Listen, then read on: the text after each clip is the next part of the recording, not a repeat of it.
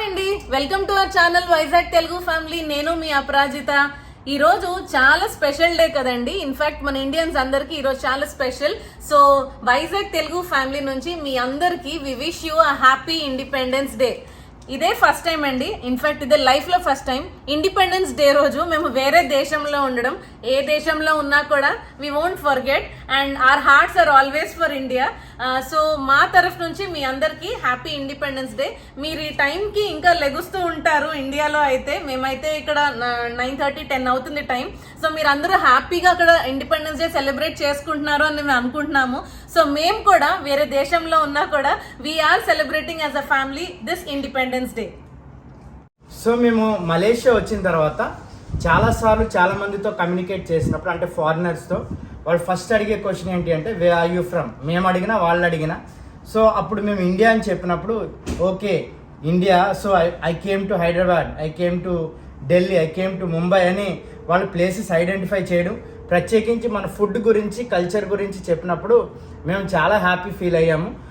So మేము ఇక్కడికి Malaysia వచ్చిన తర్వాత చూడండి, నా వెనకాల ఉన్న డెవలప్మెంట్ చూసి లేకపోతే అభివృద్ధి చూసి కొంచెం బాధ కూడా అనిపించింది. ఎందుకంటే మేము ఇప్పుడు వచ్చిన టైంలో మలేషియాలో ఎలక్షన్స్ జరుగుతున్నాయి, కానీ ఇక్కడ మేము గమనించింది ఏంటంటే ఎవడో జెండా పట్టుకుని తిరగలేదు, ఎక్కడ ర్యాలీలు జరగలేదు, ఎక్కడ అల్లరి జరగలేదు, ఎక్కడ మద్యం కానీ లేకపోతే బిర్యానీలు పంచి రోడ్డు మీద అల్లరి చిల్లరగా తిరగడం కనపడలేదు. ప్రతి ఒక్కడు కష్టపడి పనిచేస్తున్నాడు.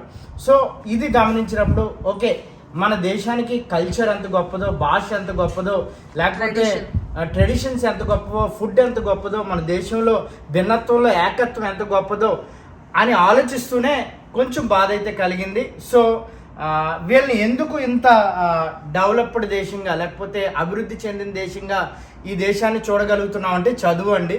సో ఒక్క సజెషన్ ఏంటంటే మీరు చదువుకుంటే, చిన్నప్పుడు అంటారు కదా చదువుకుంటే బాగుపడతారని, చదువు లేకపోతే దమ్ముడికి ఉపయోగపడం, దమ్ముడికి పనికిరాము. కాబట్టి చదువు అనే దాన్ని మనం వాల్యూ చేస్తే, అంటే సినిమాలకి ఎక్కువ ఇంపార్టెన్స్ ఇస్తున్నారు, ప్రయారిటీ ఇస్తున్నారు, రాజకీయాలకి ఎక్కువ ఇస్తున్నారు, వాళ్ళు మనల్ని వాడుకుని వదిలేసేది. యువతకి చెప్పే సందేశం ఏంటి అంటే మనం చదువుకోగలిగితే, అట్లీస్ట్ బేసిక్ ఎడ్యుకేషన్ ఉండగలిగితే మనం దేశాలని ఆలోచు. ఎక్కువ మంది ఇండియన్స్ ఇక్కడ ఉన్నారు, కష్టపడుతున్నారు. నేపాలీస్ని కూడా చూసాం, బంగ్లాదేశీస్ కూడా చూసాము. సో అంబేద్కర్ అంత హైయెస్ట్ పొజిషన్కి వెళ్ళడానికి కారణం ఏంటంటే చదువుకున్నాడు కాబట్టి చాలా మంది జీవితాలను బాగు చేయగలిగాడు. కాబట్టి యువతకి ఇచ్చే సందేశం ఏంటి అంటే చదువుకోండి, చదువు హార్డ్ వర్క్ చేయండి, స్మార్ట్ వర్క్ హార్డ్ వర్క్ రెండు ఉండాలి. సో చదువు మనల్ని ఏం చేస్తుంది అంటే అభివృద్ధిలోకి నడిపిస్తుంది.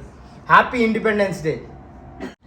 సో ఐ హోప్ ఏదైతే డెవలప్మెంట్ మేము ఈ కంట్రీస్లో చూసామో అదే డెవలప్మెంట్ మన ఇండియాలో కూడా రావాలి అని కోరుకుంటున్నాను. అలాగే ఏదైతే కల్చర్ మన ఇండియాలో ఉన్నదో అది వేరే దేశాల్లో వాళ్ళు కూడా అది వాళ్ళు ప్రాక్టీస్ చేయాలని ఆశిస్తూ మా తరఫు నుంచి మీ అందరికీ wish you a happy independence day.